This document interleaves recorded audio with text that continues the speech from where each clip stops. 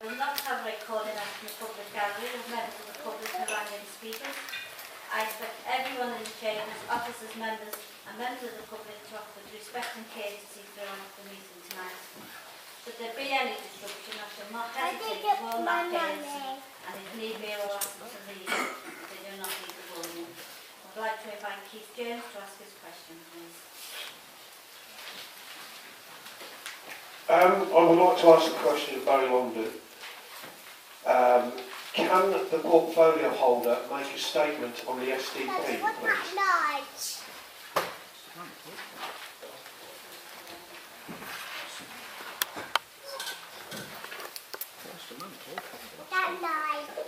Thank you. Firstly, can I lay to rest a couple of myths that are apparently appearing on social media. There is no truth in the fact that the Christmas trees in the Bedworth have been put up as a distraction while we close the hospital. I don't know where people get that idea from, but it's certainly not true. The other one, apparently, on social media, this Labour group was supposed to have leaked the document that went to the media, I think it was last Wednesday. Again, totally untrue. I've been asking for the document for 6 months and never got it. I've got it, then in accordance with what I did with the acute service review, when I found out about that and blew the whistle, I was certainly leaked it. But I've never had the opportunity to leak it, and this Labour group certainly haven't had the chance to leak it, so lay that one to rest as well. Thank you for the question on the Sustainable Transformation Plan. By way of background, I think should explain that the government is anticipating or has assessed that the National Health Service by 2021 will be costing something of £30 billion more than it is now. They agreed to put £8 billion in, and 44 Sustainable Transformation Plans currently set up around the country, footprints as they're called. And if you do maths on that, each one will need to find somewhere £500 million to make up that shortfall of 22 million. When I first raised that, people didn't think that they'd not thought that through about how we get to the 500 million. The first document I ever saw, the first document actually said £500 million. Since then, it's been reduced to £400 million. Then all of a sudden it became circa £400 million. The documentation shows £267 million. How on earth we get to that position from where we started in June, I really don't know. And you can tell from the badges of the eyes that having this document 30 hours ago, I've been trying to figure out some of the things within it. I was told yesterday that the plan really is not the plan. The plan, or the plans, will come out piecemeal on various sections of what's contained within the document. My mommy. There will be proposals and consultation document coming out on maternity very shortly. There will be public consultation, and hopefully people will turn out for that. All sectors with more detailed plans will be prepared for the consultation. And within the documentation, it's very difficult to nail down any sort of details whatsoever. But having been through it a few times, I can see where the media were coming from in some of the things that they were saying about the closure of A&E and maternity and paediatrics. The whole thing really is a farce. This is not a document that could actually put into the public domain and expect people to understand. There is an attachment to this of 7 pages of glossary. 7 pages of glossary. So when you go through, you find such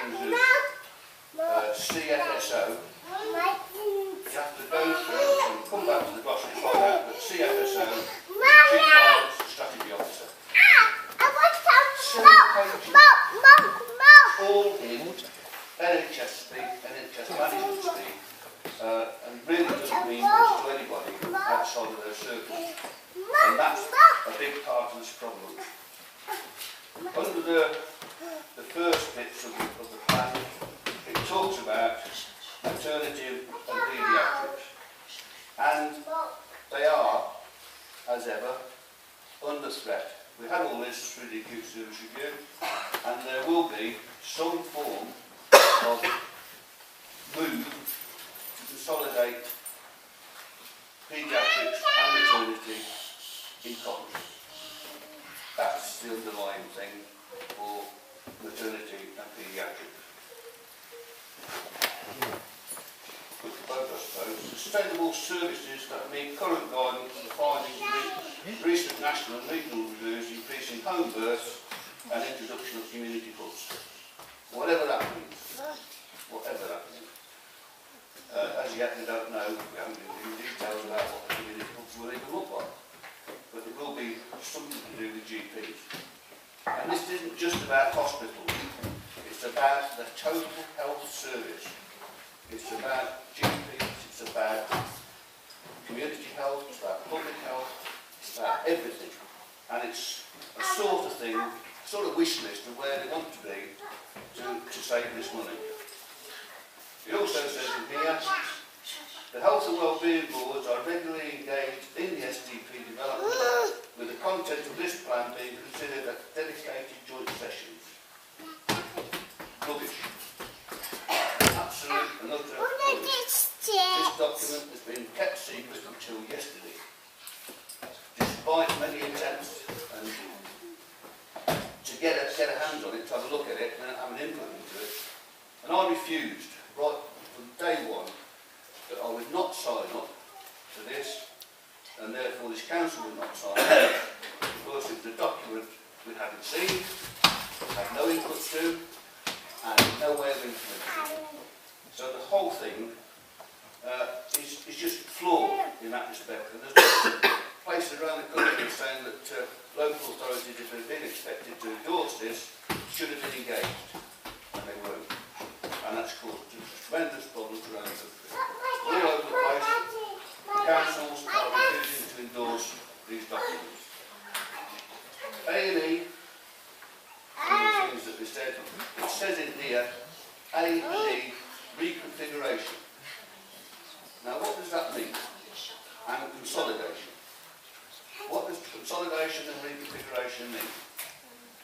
It means, from the best I can glean from this, that we are likely to have what is now known as an urgent and emergency care centre. Not an A&E, therefore it won't be funded on the same basis, and neither will it serve the same processes. The consequences as well, from what I've been established, we're likely to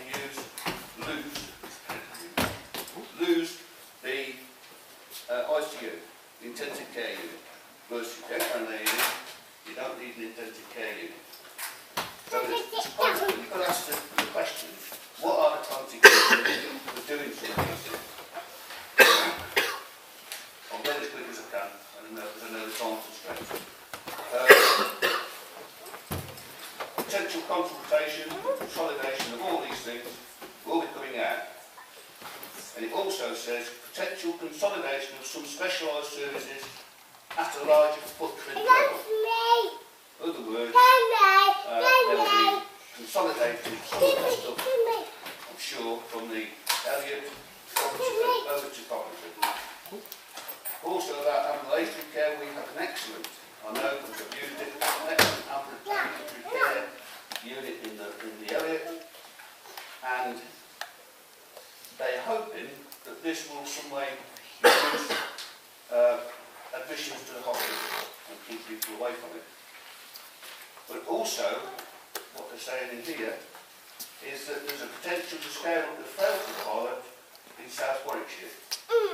Now, we invented the ambulatory unit, and yet there's South Warwickshire getting on with it. Whilst I'm on the subject of South Warwickshire, I think it's mentioned twice.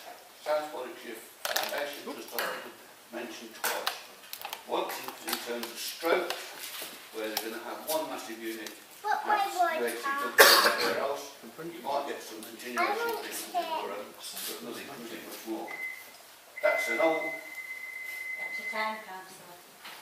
Can I just say that, Madam Mayor, because of this document, the way it is, I think we need to have another council meeting with this thing just on the agenda.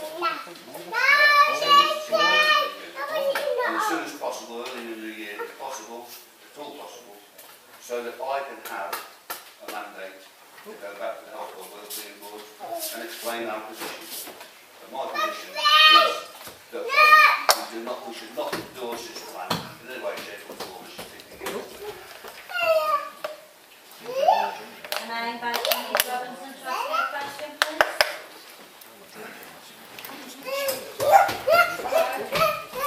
My question is with regards to sheltered accommodation and the changes for next year. Have the council considered the ramifications of withdrawing contract wardens and replacing them with a full-hour service? I think the council fails to understand the value of the wardens. They do not just manage the building, they are a lifeline for the elderly and the vulnerable.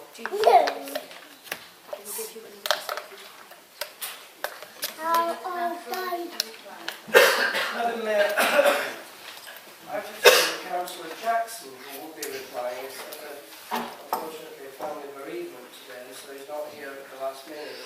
So a variety of people in the Cabinet will in fact be answering questions which are being directed for housing. Consultation is presently underway with staff and all the elderly people who live in our sheltered accommodation, Madam Mayor. This will be brought back to the Cabinet on the 25th of January. No final decisions have been taken. I have to say that we are all equally as concerned as Ms Robinson. We are proudly built up a group of sheltered dwellings, sheltered accommodation of over 30, which I think is a record in this county, over the lifetime of this borough.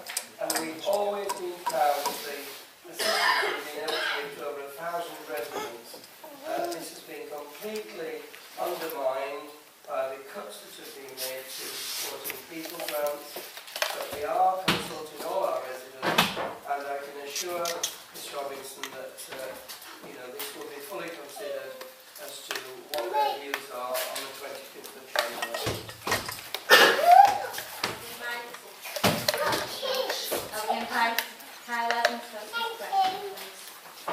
Thank you, Madam Mayor.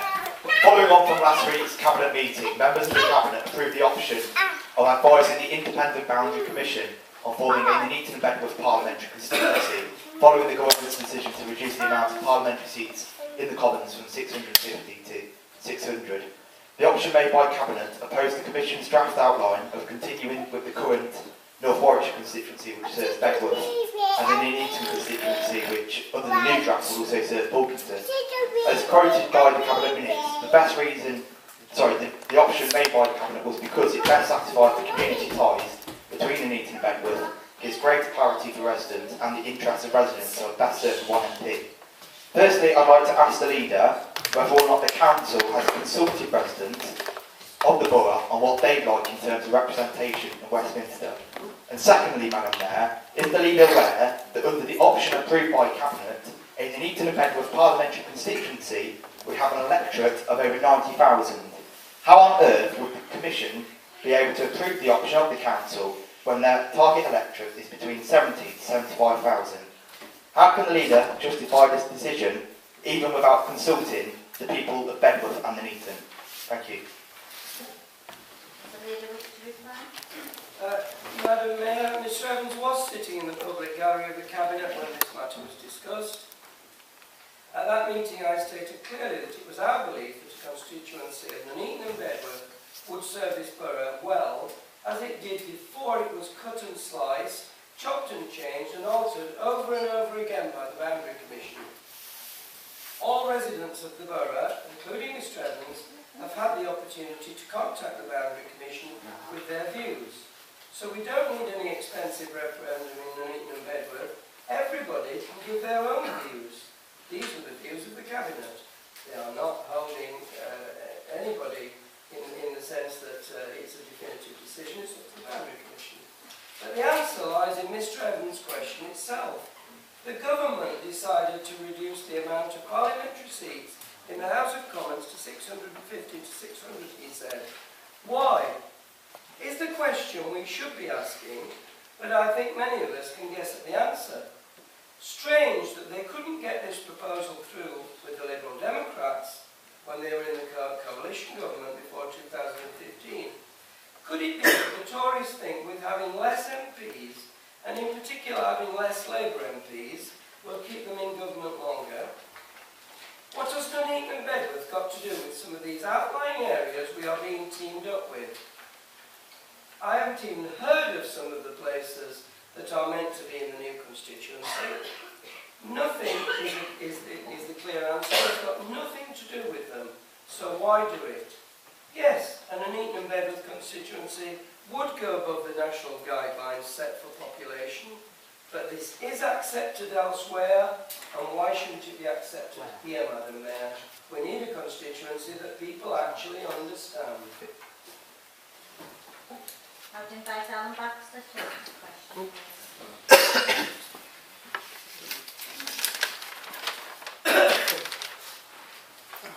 How does this work? Oh, it's on.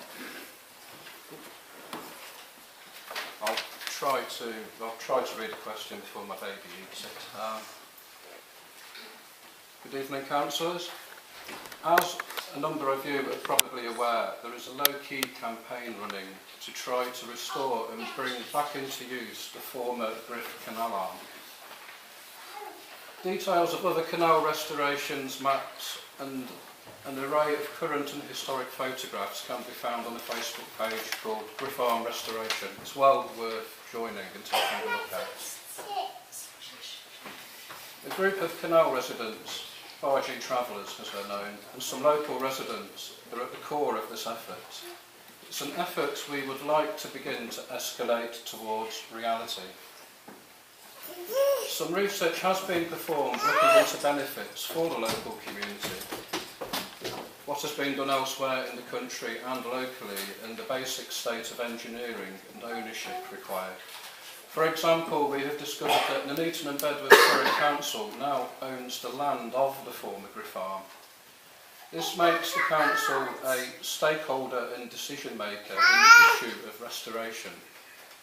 So the question I have today is, will this council in principle give permission for a suitably formed restoration trust to go ahead and restore water to the Griff Arm on what is now Borough Council land? I highlight the trust part of this statement as it is believed a charitable trust would be the best way ahead. Such a trust could apply for National Lottery funding and seek donations. Such a project would be cost neutral to the council, and it would actually generate revenues for the council through taxes on any residential moorings and potential businesses created. Residential moorings also attract new homes bonus. Studies elsewhere have shown that there is a 7-to-1 payback ratio in terms of money spent on canal towpaths. That's £7 in benefits for every £1 spent. This is better than the 2014 forecast for the Bermuda Connectivity Project. The Griff Arm is also historically and culturally significant, being a canal engineered by Sir Roger Newdigate, an early canal pioneer, and being referenced in George Eliot's works. We have made enquiries with canal officers previously, but we seem to have had a wire crossed as they thought we were after money.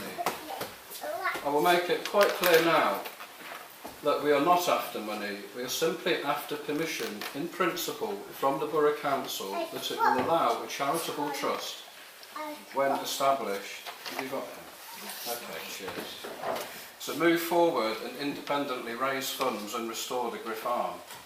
Maybe some councillors would be willing to help out with the formation of a trust. The help would certainly be appreciated.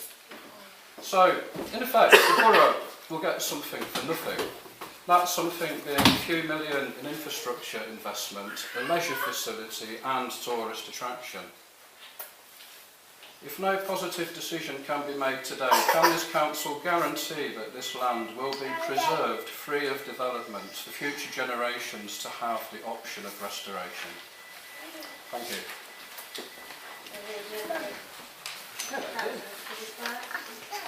Normally, Madam Mayor, Councillor Arlington, but I'm afraid it was found with funeral, and so Councillor Lloyd will answer. Thank you, Madam Mr. Baxter. Yeah, the council officers will consider the details of this proposal and they will respond to Mr. Baxter in due course. The council will, though, not give any guarantee as to the future use of the land in its ownership without first considering all the issues very, very carefully. Thank you.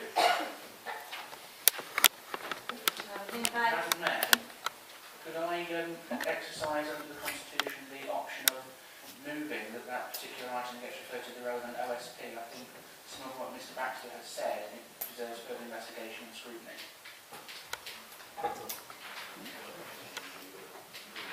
Just check with the legal officer.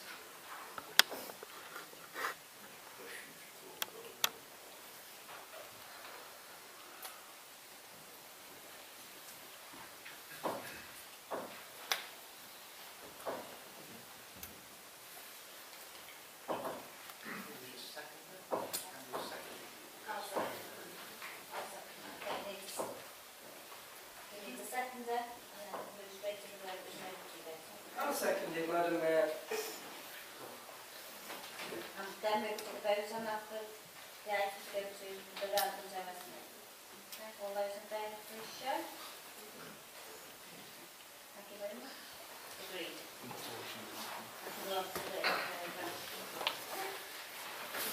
I will invite Mrs. Michelle Comical to ask her question. I am furious that the automatic air quality monitoring station by the Leicester Road, Old Hinkley Road gyratory is being mothballed. There is ever-increasing evidence that people are dying prematurely due to air pollution. There is evidence that air pollution can cause asthma, not just exacerbate existing asthma. Only last week, NICE, that's the National Institute for Clinical Excellence, opened a consultation on outdoor air pollution and health. The SDP emphasises the role of prevention in reducing the need for many NHS services. Contrary to the press release from the Council, the air quality at the Etone monitoring station has not improved significantly. The figures fluctuate, but the overlying trend is fairly level. The figures have not exceeded the legal levels, which are an average, but legal does not mean safe. With permission already granted for thousands of homes in Weddington and St Nicholas wards, only a small proportion of which are already occupied, the air quality will almost certainly deteriorate. The Council has so far failed to take any action that was in the Air Quality Action Plan approved in 2011. This could have led to a real improvement in air quality. The recent High Court ruling, that was on the 21st of November on a case brought by Client Earth, has put greater pressure on the government to have a serious plan to reduce the impacts of air pollution. The decision to cease automatic monitoring by Etone was made without any debate or notice. Why was there no notice given? Why was such an important decision delegated to an officer? The notice of the decision states that it mainly affects Weddington and St Nicholas wards, so why were the local councillors not consulted? And was any advice taken from the local public health consultants? Thank you. Cabinet Member for Health and Environment,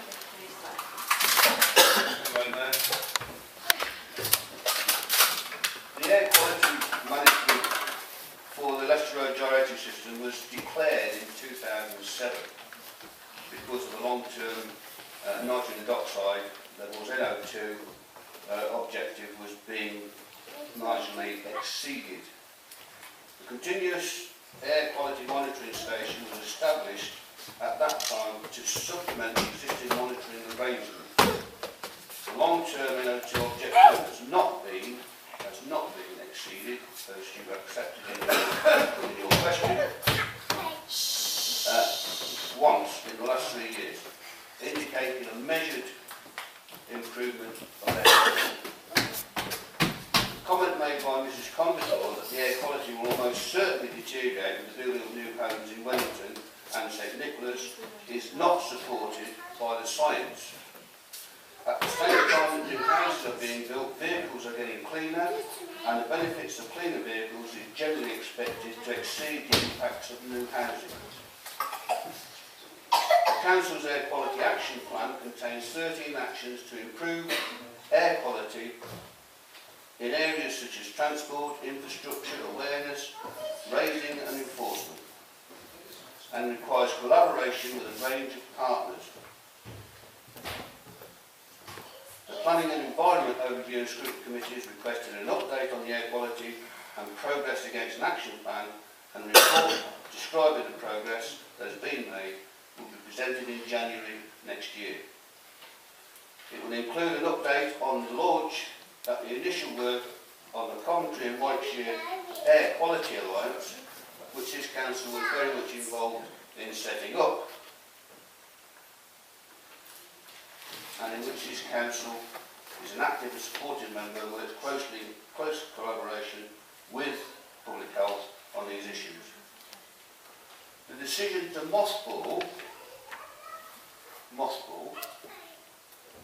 the automatic air quality monitoring station was taken on operational grounds, and the director has the authority to make those decisions.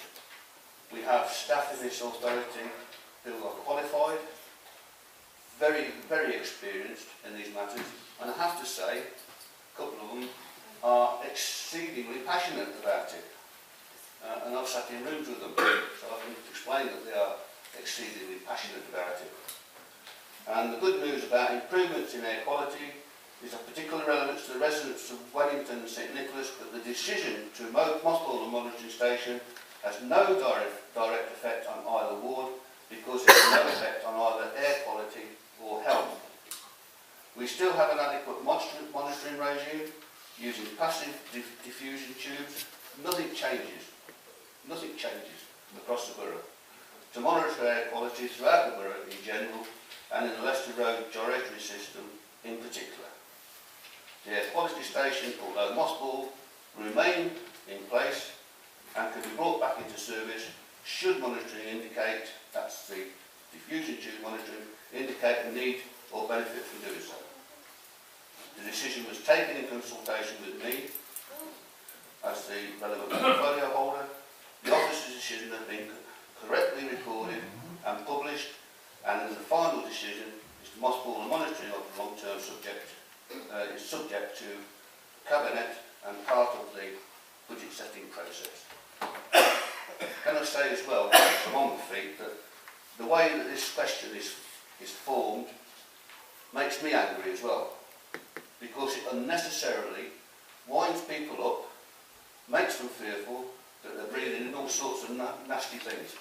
And I think there should be some moderation in the way the questions are being put in this place, because it gives the wrong impression, and it's not truthful to say what the question is, and it just winds people up unnecessarily and quite inappropriately. Chair. We're on public session. Sorry. Councillor. Chair, I'd like to refer this to a committee. Councillor. So the Constitution says we can refer this to the economic, sorry, the environment and planning OSC, and I'd like that done, please. So can we have a vote on that? Councillor, if I can help you. So it says here we can recommend it go to OSC. It is actually the panel that's out here, and this is coming in January, so straight after Christmas. So I really don't think there's any need for it to come any sooner, because it can't come any sooner with us being upon Christmas. So it will be coming in January, I can assure you of that. We're going to turn it off and then talk about it. Can I invite Mr. Brownwall to ask a question, please? Hello. Can you please advise me if the rumours are correct that in a borough with the highest teenage pregnancy rates in the country, rates which have been falling under the Labour government, the Conservative-led Warwickshire County Council will be withdrawing all funding for the Health Store, an organisation which provides invaluable help, guidance and counselling for the young people starting out in life. Cabinet Member for Health and Environment, Mr. Reply. I don't get asked a question in 6 months, all of a sudden. Thank you for the question, because it's very relevant relevant and very pertinent to this time. I can confirm that the Nuneaton and Bedworth does have the highest rate of teenage pregnancy and conception rates nationally. This is something that we are not happy about, and we're working hard to try and understand and to respond to it. At a recent teenage pregnancy summit, partner agencies were informed that Warwickshire County Council does intend to remove the funding from the health school. It's only £20,000, it's nothing really in terms of the County Council, which is located in the space. We consider that this health store provides a significant contribution to the sexual health and well-being of the young people who live in our borough, and that given the fact that the numbers of visits to the service continue to increase, we have the greatest number of teenage pregnancies and conceptions, and also long-term contraceptive use. This is an extremely concerning and short-sighted decision that our council urges them to reconsider and assess. Fortunately, yesterday there was a Warwickshire North Health and Wellbeing Partnership meeting, and a senior officer at that said that the decision of the County Council was bonkers. I won't say who the name is, but it was bonkers. Because for £1 spent in the health store, it saves about £7 somewhere else in the health service. The CCG, that's the clinical commissioning group, think that may be more because of all the on-costs with pre and postnatal costs and maternity and the childcare. So there's lots of things in there, and as of yesterday, the partnership agreed that Nuneaton and Bedworth, North Warwickshire and the CCG agreed to send a letter to Warwickshire County Council asking them to review and reconsider this figure and what they're doing. It will also be coming to the Health and Wellbeing Board. It will be on their agenda, and hopefully we'll be able to expose the short-sightedness of taking £20,000 out of a very successful unit in the Nuneaton and Bedworth, and hopefully we'll get it reversed that way. If not, we'll have to look at other alternatives. Dr. Mrs. Katrina Skleminski to ask a question. Unfortunately, you're not allowed supplementary questions, I'm sorry. The email says I am. No. So, can I invite Miss Katrina Skleminski to ask a question, please? Yeah, sure. Quick. Yeah, you. Sorry about that. Yeah, my question today relates to an issue raised at the Cabinet meeting on the 30th of November by Mr. Alan Baxter. I have since watched the meeting on YouTube, thanks to Keith Condacor's filming. Thank you, sorry to get pen. Yeah, Mr. Alan Baxter spoke on the agenda, item 7 in the meeting, specifically in the circumstances surrounding the use of money being generated by the sale of the council house. It was noted in the agenda that the council intended to buy a number of houses to put into a buy-to-let market with the proceeds of this sale. The council agenda states the return of between 6 to 8% per annum is expected on this investment on just shy of £1 million. Mr. Baxter quite rightly identified this rate of return being that would be expected from a buy-to-let property on a normal everyday housing market, which fits the business model of NABSAL. Only the council agenda from this meeting makes no mention of NABSAL, which is a limited company ran separate to the council. Mr. Alan Baxter did push the council leader, Mr. Dennis Harvey, to give a yes or no answer as to whether this money is going to be fuelled into NABSAL, and Mr. Alan Baxter did quite rightly highlight that Dennis Harvey is the director of NABSAL, so would have known the answer. It was also interesting to see that Councillor Julie Jackson's portfolio holder of housing sitting next to Mr. Harvey. So I find it strange that Mr. Harvey chose to hide behind the rule book saying that he was not obligated to answer. He could have answered if he wished to. It seems a straightforward enough question, and the answer would have been no one himself and Councillor Jackson next to him, but was deliberately concealed from the public and other councillors in the Cabinet, which shows a shocking lack of willingness to engage with public openly and honestly. So my question, in part today, is the money from the sale of the council house being handed over to NABSA to be used for a buy-to-let market? Of course, if the answer is yes, then a whole raft of other questions need to be asked, like who will decide in part as to what the £1 million, should the £1 million be given to NABSA?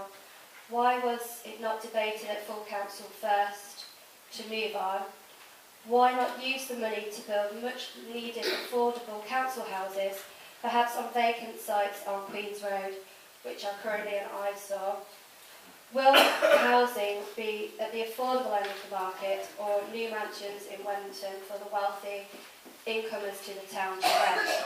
Will the people on Home Hunt be given the priority access in these homes to help relieve the pressures of onwards of 2,000 families being on the council waiting list? At the end of the day, this money belongs to the people of the borough and not the Labour Party, Dennis Harvey, Director of NABSA. I therefore invite the council leaders and portfolio holder for housing to provide some clarity on the use of this money and to demonstrate that it is being used for the best interest of the public, whom the council manage it for. Thank you. Does the leader of the council wish to reply? Thank you, Madam Mayor. Firstly, I would agree that I will not answer questions at Cabinet, nor will I be doing, Madam Mayor, at any future Cabinet, as the Constitution does not allow for that. Either questions asked at the table or shouted at me from the back of the room. Neither will I be answering. The Constitution provides for residents to speak for 3 minutes on any item on which they are appointed to me, not to ask or shout questions. Residents can, however, unlike at many other councils, ask questions or make a statement at full council, as people are doing now, and we were one of the first in the country to introduce such a system, Madam Mayor.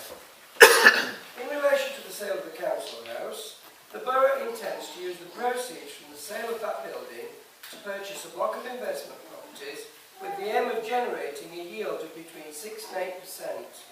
We are currently looking across the full range of possible types of investment property in order to secure the best value from our investment. NABSA is a wholly owned subsidiary of this council, set up to provide income to the council in the face of continuing government cuts to our grant. I shall not be apologising for its workings, and by the way, the 3 council directors are myself, Councillor Jackson, the deputy leader, and Councillor Wilson, the leader of the opposition. It's been a huge success for the local taxpayer, and is currently helping us to weather the storm of cuts to the general fund handed down to us by the government. In relation to the housing revenue account, which is a completely separate account, this council is one of the few councils in Britain to have continued to build council houses and so help some of the many families on our waiting list to find decent accommodation. Government actions now make this increasingly difficult, but we shall still look at any way possible we can do so, Madam Mayor. Concludes questions by members of the public. I move on to questions by members. I've noted 14 questions from members and a member